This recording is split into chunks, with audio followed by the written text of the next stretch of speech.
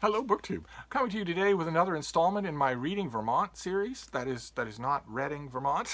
I'm not talking about the 670-person hamlet in the middle of the state. I'm talking about reading books that I got in Vermont. Those of you who are new to the channel won't know what I'm talking about. I in 2019, I periodically went up to the old farmhouse on a dirt road under a brooding mountain next to a roaring stream. Uh, the home of Mark Richardson of Richardson Reads, another booktuber, and his family. And he's a dyed-in-the-wool bookworm, and so am I. So we would go up there and look for books. The very last thing that either one of us needs, we would go and look for books.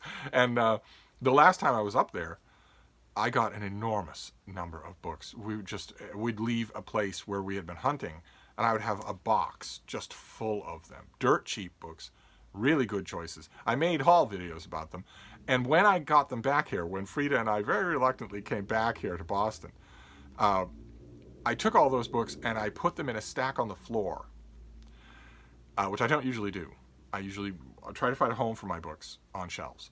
I put them on a stack on the floor, and my idea was I will leave these here until the next time I go up to Vermont, when I will have another stack of books. And that will be my signal to move all of these books to their respective shelving areas, because I'll put another stack on the floor. And I thought, I'll just go stack to stack to stack. Of course, I was thinking of the Five Colleges book sale, an incredible used book orgy that's held in a high school in Vermont once a year. And I went to it last year with Mark, and he had been just eager the whole time that I was up there, thinking, oh my God, only 3 days until the Five Colleges book sale. And in my head, I was thinking, how impressive can this be? You've seen so many book sales in your life. How can this possibly be warranting such eagerness? He was laying out battle plans. We'll get up early in the morning. Here's how we'll do this, and then we'll move here, quadrant A, and sector B. And in my head, I was thinking, this is a little much. And then I went, and it was everything that it was built to be. It was an incredible experience. Not just the books, although there were thousands and thousands and thousands of books, but also just the fun of it. The fun of the event. Every room in this high school was on a weekend, and every room in the high school was given over to tables of books. Every hallway, everywhere. And it was crammed with people. There was a long line of people waiting to get in when it opened in the morning. And naturally, I was thinking about the Five Colleges book sale for 2020 to be one of my next stack of books from Vermont. And I think it was I don't even remember, mid-March, when Mark, bless him, was still hoping that the Five Colleges book sale was happening. I was looking at the numbers in California and New York, and I was thinking, I think I wrote to him and said, if I were you, I would prepare myself right now for this being canceled, because there's no way it's going to happen. Hundreds and hundreds of people squeezed against each other, cheek by jowl, in a sweaty, dank high school. No way. No, it's not going to happen. And they did cancel it.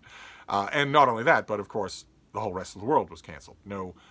A trip up to the old farmhouse in Vermont would be the height of frivolous travel, and wouldn't be a book expedition anyway, because everywhere we'd go would be closed. So that stack of books on the floor suddenly became a kind of memorial.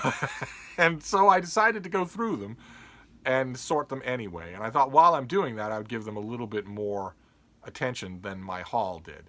And so I'm going through them, basically one at a time. There'll be some that I'll do in batches. And today we're doing hardcover by Carl Sagan, his 1985 novel, Contact, which a lot of you will know from the movie. There was a Jodie Foster, Matthew McConaughey movie that was made of this that had some fairly effective scenes in it, although quite a bit of incredible hammy overacting as well. And as is usual in the case with novels that I really like, and reading this a second time, I'm reading everything from the Reading Vermont pile as I get ready to rehome it in shelves in various places in the apartment. And rereading this, I hadn't read this since 1985, and when it came out. And when it came out in 1985, I liked it a lot as a hard science book, basically hard science fiction, although very, very much mapped onto reality. But there were parts of it that really bothered me, that really, really bothered me, especially the very ending note. I don't know how many of you have read this book, but it ends on a note that I still do not understand. I still do not understand the message from the stars at the end of this book. That message is I'm I'm thinking that it was probably meant by Carl Sagan and Andrewian, his sort of shadow collaborator on this book. I'm thinking that it was probably meant as a note of optimism, but the way that it's parsed, the way that is actually written in the book, that note bothered me, and on the reread, it bothered me still. I comes out of nowhere. The more you know about Carl Sagan, and I had the pleasure to know Carl Sagan, the more you know about him, the odder that final theme is when it stands out. Uh, but the rest of the book, oh my, the rest of the book is so much better than I remembered. It is classic, a classic reflection of its author, and actually a better novel than I gave it credit all those years ago. Back in 1985, I thought, okay, this isn't really a novel. It's a novelistic vessel for your theorizing about extraterrestrial life and how it would be detected and first contact and how that would go. But actually, this is a better novel than I gave it credit. It's a more solid, more enjoyable novel. Very much a template along the lines of Michael Crichton. I think much more literate than Michael Crichton, and also much sounder scientifically. Maybe that's just a little bit crabby on my part, because I really can't forgive, even after all this time, I really can't forgive Michael Crichton for denying climate change at a time when it could have made, when a voice like his, so loud and reaching so many millions of people, could have made a real difference in changing the cultural zeitgeist, if you will. For him to write a book about that subject right at that inflection point and make the gist of that book that climate change is a hoax perpetrated on the governments of the world in order for certain people to make money, I just felt something ripped out of my gut when I realized what was going on in that book, and I find it hard to forgive him for that. But even so, I acknowledge that a lot of his other books, and even a lot of that book, have lots of really good, engagingly written popular science in them. One of the scariest ones, of course, for me is Airframe, about plane disasters. But there are a bunch of others. You'll get something like that, an author who is doing his best to convey the wonders of science in fiction. And this book does that, very much does that. The final note notwithstanding, it very much does that. And it's again, those of you who've seen the movie will know the basic outline of the story. A signal is finally detected from space, something that Carl Sagan spent his whole life hoping would happen in his lifetime, so that he would be here to have it happen. A signal was detected from space, which is the way, almost certainly, that extraterrestrial intelligence would be detected. It wouldn't be spaceships. It wouldn't be flying saucers or whatever was on that government footage that was all over Twitter. It wouldn't be that. It would be a signal that is not natural. And with a little bit, I mean, we have humanity has had virtual ears cocked towards the universe, listening carefully for a long time now. And despite all the noise and despite all the confusion, that signal would stick out. A signal that was made to stick out would stick out. It would be almost immediately understandable for what it is. And that's what happens in this book. A signal is detected that is not natural. And the book is a far more sensitive exploration of what would happen, the ripples that would go out from that central little fact, if it happened, to modern day humanity. So this was a joy. I have everything else by Carl Sagan, but I sort of didn't have this. And I guess maybe I was just waiting to find a hardcover, and now I have this, and now my estimation of it has gone way up, so I will definitely keep it. What I need to do next, now that I'm finding a home for this, what I really need to do is spend half an hour to make a Carl Sagan shelf, a little Carl Sagan shelf with all of his books. That makes sense. That is how I should be doing all of my library, even in this room. Things shouldn't be as haphazard as they are. I know what I'm going to do. I'll be thinking about this. I've thought about making a Carl Sagan shelf. It's not going to get any bigger, alas, unless there's a great, real, big new biography. And then I'll know where everything is, and I'll just it makes organizational sense for it to be there. But I know what'll happen. I'll put this down when I'm done making this video, and when I've warmed up by the electric space heater here in mid-May. When I've warmed up by the electric space heater in mid-May. When I've used the electric space heater to re-warm this room, which is getting freezing cold while I make these videos in mid-May, here in mid-May, probably accelerated by the fact that there's snow. There was snow and sleet this morning, but in mid-May. But what I'll do is I'll put this down, I'll get distracted with other things, and then I'll look up and it'll be time to write. It'll be time to get deadline work done. And this will just go Jenga-like in the next open space and get moved all around. The Carl Sagan shelf will never happen. There was one incredibly melancholy moment to rereading this book. It didn't have anything to do with that final message from the stars in the book, which maybe one of you has read this book and can explain it to me. Maybe I'm missing something. No, the incredibly melancholy thing was the dedication.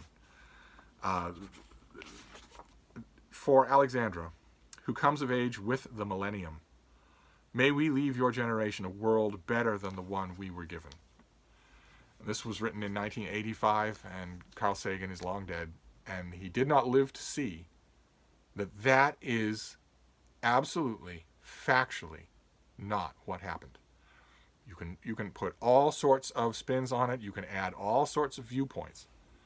But Alexandra, coming of age in the millennium, did not inherit a world better than the one that Carl Sagan's generation and mine knew.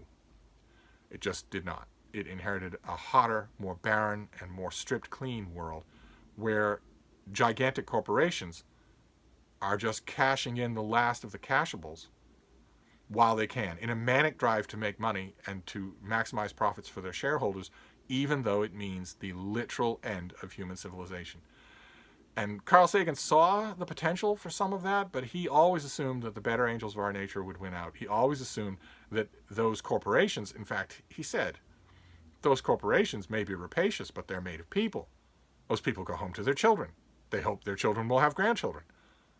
So when it comes to it, they won't just ravenously destroy the last bits of things they can destroy. They won't do it. And it's melancholy, not only because that hope, the hope expressed in that dedication, is definitely factually not true. Alexandra came of age at the millennium on the doorstep of a hell world. And she is going to die in that hell world. And that hell world is going to be much, much worse when she is the age he was when he wrote this book. Much, much worse. Food won't grow in most places of the world. Living will be impossible in some very big cities. Cities that are full of people now. Living will be impossible in those cities. Snow in May will definitely give way to droughts in some of the most water-rich places in the world. And there'll be no solutions because those multinational corporations don't care about solutions. They want to maximize profits insanely, ravenously, just right now, just in today's market before the market closes in Tokyo. That's all I care about. That's all I care about. Carbon dioxide emissions, I don't care. I only care about maximizing my dollar profits today before the market closes in Tokyo. That's all I care about. Don't talk to me about anything else. I have the ability to stop this, and I have the ability to hasten this. I'm going to hasten it to make money before the market closes today. And it's not just that Alexandra is encountering that world. There's also an extra element of melancholy because I don't like being happy that people that I liked are dead, and this makes me happy that Carl Sagan is not around to see this. He'd still be fighting. He'd still be getting arrested. He'd still be going on talk shows and making perfect, crystalline sense about how this is madness, absolute madness. And it wouldn't do any good. It wouldn't do any good.